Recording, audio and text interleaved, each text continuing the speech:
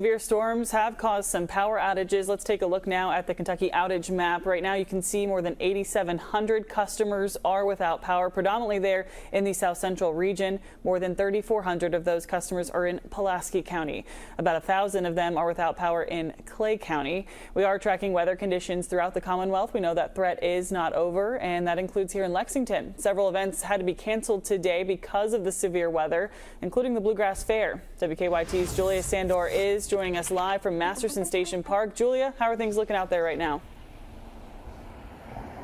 Now it is a little windy out here, not too bad right now, but at the Bluegrass Fair, dozens of cars have been driving by this afternoon, and they seem a little bit disappointed right now. I mean, the fair's closed on what a day would be, very packed and busy. The parking lots are empty. But right now, among those events that are closed is, of course, the Bluegrass Fair.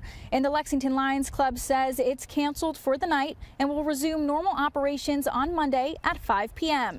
Also, the benefit concert and vigil for Lee Carter, which was supposed to be at Douglas Park, was canceled as well. But they plan on rescheduling that at the end of next month. And Lexington Emergency Management tweeted earlier, urging people to stay weather aware. And of course, we will continue to track this weather. We'll be out here like we were this afternoon, and we'll keep you updated on air and online. For now, live in Lexington, Julia Sandor, WKYT. Julia, thanks so much. Stay safe. We do have some more video for you out of Pulaski County tonight. This is from Michael Baker in Oak Hill. You can see a lot of marble-sized hail hitting their area, certainly keeping them on their toes. Timothy Hudson tweeting this out to Chief Meteorologist Chris Bailey at Kentucky Weather in his feed there on Twitter. It shows the second round of hail that hit the Casey and Adair County line in southern Kentucky just within the last hour or so. You can hear it pelting the rooftops.